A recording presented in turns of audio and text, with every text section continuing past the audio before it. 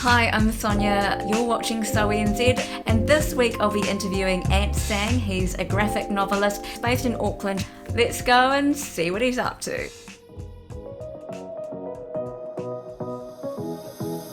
Hey, I'm Ant Sang and this is my studio. Over this way I've got my drawing board. So this is where I do all of my drawing with brush, pen and ink before I scan it in and start working digitally. Now, your parents, I guess growing up Chinese, and then, just knowing this from a lot of other, Chinese New Zealanders, is that there is that expectation, or that they want you to be like a doctor, a lawyer, a dentist, or whatever. Sure. Were they initially kind of scared for you, or a bit concerned, why don't you get a real job, Ant? Now that I've got a family and I'm older, I can totally see where they were coming from. Though when I was younger, it was like, I just this is what I love doing, and this is what I'm good at. So this is what I want to do. I guess the trick is trying to find a balance in there somewhere, right? Between doing what you love doing and trying to make a living from it. And do you feel like you've struck that balance now, and do they get what you do? Yeah, now that I've done a lot of projects, and now that I've, made a name for myself doing what I do, they can understand what I do. It would be easier financially if I was, had a more regular job, but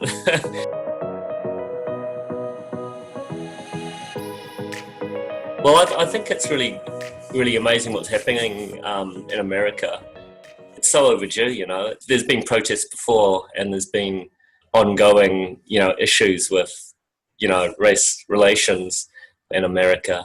And I've been watching some documentaries on Netflix, just to find out a little bit more about the history, about slavery and incarceration. And the problem over in America is they've got such a terrible history in terms of when slavery started, and then with, the Jim Crow laws and with the systematic way that they incarcerate people. It's really great what's happening, but I think it's going to be so hard to undo the whole structures of racism, which are, embedded in society. So what's your experience been of, being a Chinese New Zealander? Did you ever experience any, discrimination or racism growing up here? I think all Chinese surely have just a huge list of, from minor to major racist things that have happened to them. I was a kid when we moved to Hong Kong, and I only speak English, so going over there, the local people over there will think that I'm a Chinese person, so I must speak the language, as well as Hong Kong just being so different to New Zealand in the, in the 80s. So yeah, it was weird for me to go to Hong Kong, and then it was weird to come back to New Zealand. And it was around that time when there was that whole Asian invasion kind of thing happening. I think it was more late 80s and early 90s. Your love of martial arts features in your graphic novels. But are there any other aspects of your Chinese heritage that you feel kind of ultimately come through, whether you like it or not? A lot of my characters are Chinese, and it wasn't, even when I started doing comics where my main character, Chopstick, was a Chinese punk guy, and it wasn't like I was trying to represent Chinese people. It was just seemed like a natural extension or expression. When you put artwork out into the world, especially when I was starting out, this was in the mid-90s, my comics were just like mini comics. They were like photocopied comics in really small batches, hand-delivered to the shop or mailed out to the shops. So it was really low-key and DIY. And yeah, the first times I was putting comics out into the world, it's scary because you just don't know if anyone's going to be interested. But for me, it wasn't so much a race thing. It was just putting my art out there for the first time, which was scary.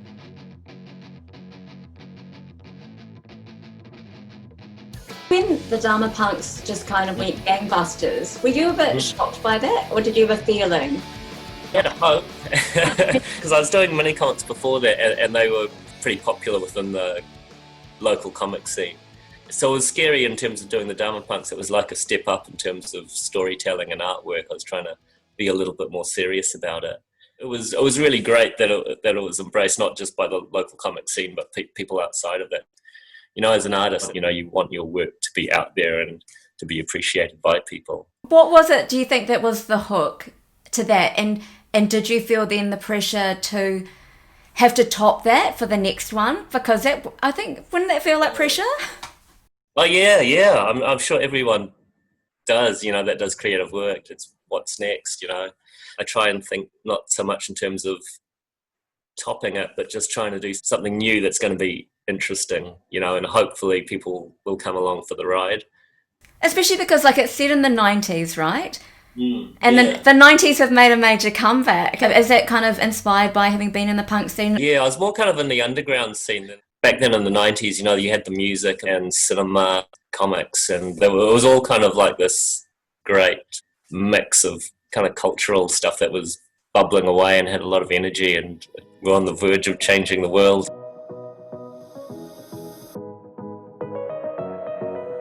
So you were involved, I mean, as a character designer and one of the screenwriters for Brotown. I take it that was quite a collaborative series, but what was it like to transition from being a graphic novelist into like being thrown in the deep end? Yeah, that was really exciting, eh? So for Brotown, I was just doing the design work. I was in charge of the design team. Comics are such a solitary activity, and then being thrust into the world of TV where the Four Naked Samoans were writing the series along with Elizabeth Mitchell, who was the producer, animation directors, and we had the animators and the compositors. So we're all under one roof, largely. It was great to be in an environment where there's a real creative buzz. I mean, oh yeah, tell me about Helen and the Go-Go Ninjas. Like, what's the idea behind the name as well? Yeah, well, I didn't have anything to do with the name, but when I heard the name, I thought, yeah, that sounds like a fun project. So Michael Bennett, who's a really amazing author and screenwriter and filmmaker, he had written the story. He was interested into making it into a graphic novel. Once I heard the title, I was instantly interested. Then we worked on it over a good few years. It actually takes like years to, get these things moving before they're actually published. Yeah. Wow. Yeah, totally. We did a little bit of work on changing the story a little bit, and also just trying to figure out all the visual side of it, what the characters look like and what the world looked like. I mean, with Dharma Punks, how long did that take you? And because that was a solo project as well. Is it a faster process for you? No, all my projects seem to take ages, eh? Dharma Punks took me about 4 years at least to do that. It was like a 400-page comic, so it was a big undertaking. Yeah, comics are a really labour-intensive art form. Every single panel having to be drawn. Gosh, I mean, that sounds like as intensive as making a feature film. Yeah, except doing it kind of by yourself. It's kind of, I guess it's got its pros and cons, like a feature film, you've got a whole crew and a team that you're working with. You've got that whole creative synergy happening, but comics, it can be a really lonely experience. Do you get creative blocks? Do you come across those moments where you're just like, oh, nothing's happening right now? I have creative difficulties. Maybe sometimes I have struggles with how to do what I'm wanting to do. I've got ideas kind of constantly bubbling away, so I don't really have blocks. I just have kind of too many trouble working through the ideas. Yeah, and even when I'm working on a project, like if I'm working on a scene, there'll be multiple ways of tackling the scene. How close up should it be? What angle should it be? So there's lots of decisions to be made.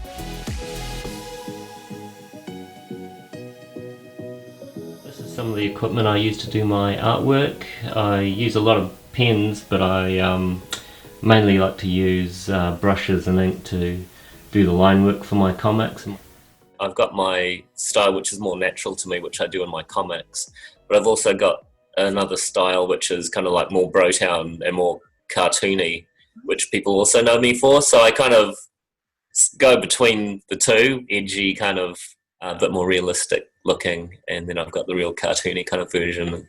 This is a comic I've got currently on my drawing board.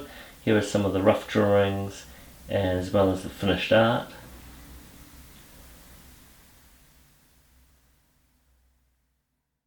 Like if I'm doing like commercial work, I'll talk to the client about what they want and who the artwork's aimed for.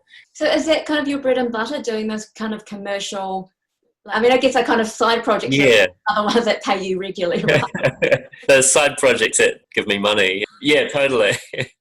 Because the comics are hard, eh? The projects that I'm passionate about, but not very lucrative, you know. I mean, as part of your career, has it been really important to kind of network with international graphic artists, novelists as well? The connections I do have partly are kind of online. But I think, to answer your question, like with comics, even overseas, like with the big indie or alternative kind of comic people, it's, you know, it's hard to make a crust, you know. I mean, like with the process, a publishing process, do you have to be signed to a publisher? Well, Helen and the Go-Go Ninjas was done through Penguin Random House. Shell and Burning was through HarperCollins.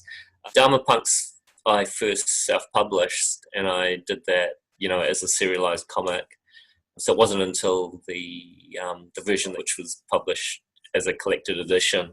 They're like a really small boutique New Zealand publisher called Earth's End. Their goal basically is just to publish one book a year.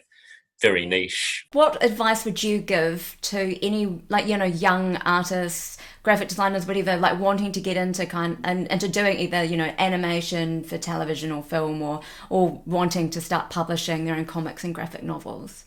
Hone your skills, get really good at what you're doing. Don't be complacent about it, you know, and never be happy with your artwork, which is kind of frustrating, no matter how good you get. You know, if you can always see ways of improving, you'll get better and better. Oh, because most artists are perfectionists, right? The best ones are, yeah, I reckon, totally, yeah. The artists that like their artwork and think that their artwork's really good is usually the artists which aren't as good, you know. It's the artists that are never happy with their work. They're the ones that are, you know, the ones. That was graphic novelist, screenwriter, extraordinaire, character designer, and sang. And you're watching So NZ. Catch you next time.